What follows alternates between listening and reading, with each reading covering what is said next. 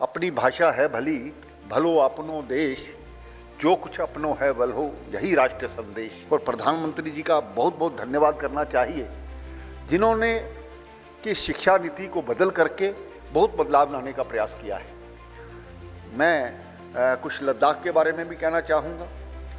लद्दाख की दृष्टि जो हमारी है, जहाँ मुझे सेवा करने का एक सौभाग्य प्राप्त हुआ है, केवल ये भारत का सीमांत प्रदेश नहीं है, बल्कि ये भारत की चेतना और सभ्यता का प्रहरी है, जहाँ हिमालय की ऊंचाइयों के बीच भी शिक्षा, पर्यावरण और मानवता की ज्योति प्रज्वलित होती है।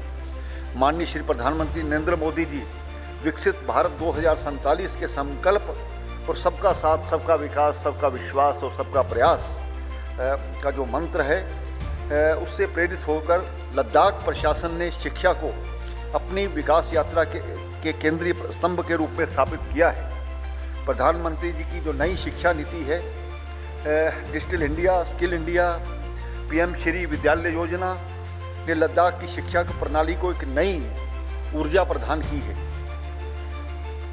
प्रधानमंत्री जी के दूरदर्शी नेतृत्व ने लद्दाख में नव भारत साक्षरता कार्यक्रम के अंतर्गत पूर्णतः क्रियाशील साक्षर क्षेत्र, फुली फंक्शनल लिटरेट रीजन घोषित होकर एक ऐतिहासिक उपलब्धि प्राप्त कर ली है। आज लद्दाख की साक्षरता दर 97% है, जबकि पूरे देश की 81% के आसपास है। केंद्र शासित प्रदेश प्रधानमंत्री जी की गुणवत्ता और समानता पर आधारित शिक्षा की दृष्टि को मूर्त रूप देने के लिए ठोस कदम जो हमने उठाए हैं, उसके बारे में भी आपको बताना चाहता हूँ। लद्दाख विश्वविद्यालय, यूनिवर्सिटी ऑफ लद्दाख की स्थापना वर्ष 2019 में की गई। पहले मैं आपको बताना चाहता हूँ, जब जम्मू कश्मीर के साथ हम लोग थे तो जम्मू और लद्दाख के साथ भेदभाव किया जाता था, डिस्क्रिमिनेशन की जाती थी। इवन वहाँ पर जो शिक्षा के लिए हमारे बच्चे थे, वो आकर के देश के दूसरे शहरों में उनको जाना पड़ता था, जम्मू में आना पड़ता था, चंडीगढ़ आना पड़ता था, यहाँ जो दूर दराज के दिल्ली, गुड़गांव, नोएडा, इस प्रकार से जाना पड़ता था। लेकिन आज वहाँ पर 3 विश्वविद्यालय हैं, जो प्रधानमंत्री जी की एक नई सोच को मुझे लगता है कि आने वाले समय में लद्दाख स्वयं एक शिक्षा का केंद्र बनेगा और बाहर से लोग आकर के वहाँ पर शिक्षा ग्रहण करेंगे, ऐसा मैं आपको विश्वास दिलाता हूँ। और विद्यालय स्तर पर हमारे 150 क्लास रूम, हमारे लगभग 200 कुछ गांव हैं।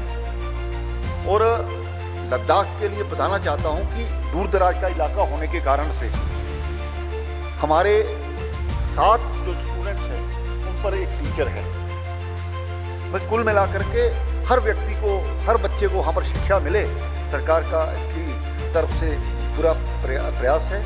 171 जो ICT लैब्स वहाँ पर स्थापित की गई हैं, ताकि डिजिटल शिक्षा, तकनीकी कौशल और नवाचार को प्रोत्साहन मिल सके।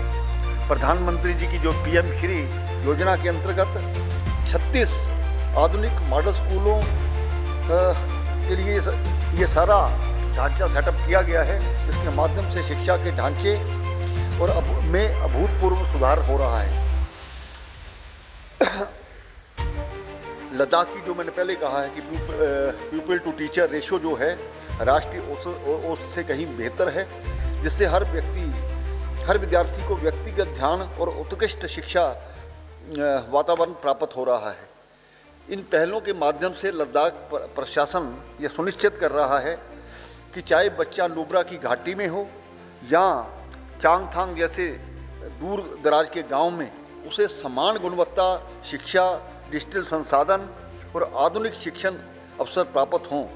साथ ही वे अपनी भाषा, संस्कृति और पर्यावरण चेतना से भी जुड़ा रहे।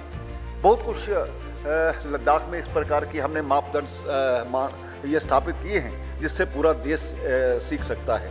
हमारा उद्देश्य है कि आने वाले वर्षों में लद्दाख हिमालय का एक ज्ञान केंद्र, knowledge hub of the Himalayas, ये बने। इस प्रकार का हमारा प्रयास है, जहाँ शिक्षा केवल डिग्री तक सीमित न रह करके जीवन, संस्कृति और नवाचार का एक मॉडल बने।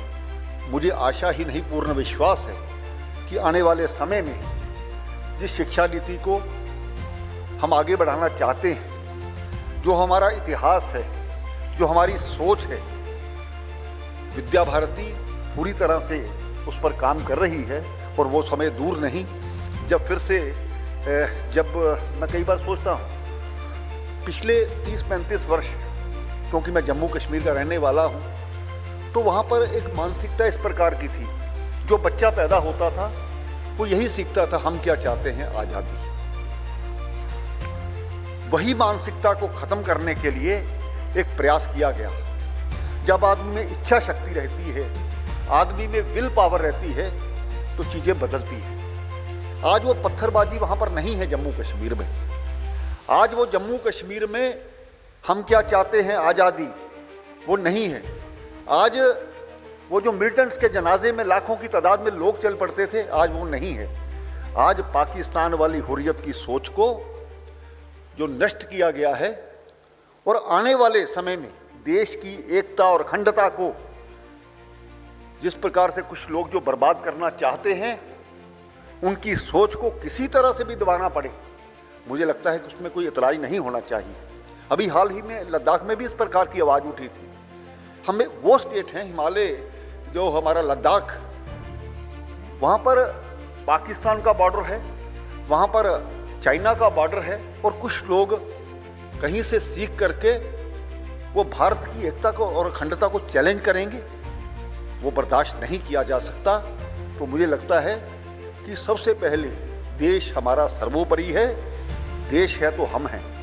मैं ये कहना चाहता हूँ आप सभी को, लद्दाख की पवित्र भूमि से, जहाँ हिमालय की ऊंचाइयाँ पर देश की सीमाएं ही नहीं बल्कि भारत की आत्मा भी निवास करती है, मेरी तरफ से हार्दिक शुभकामनाएं और प्रणाम।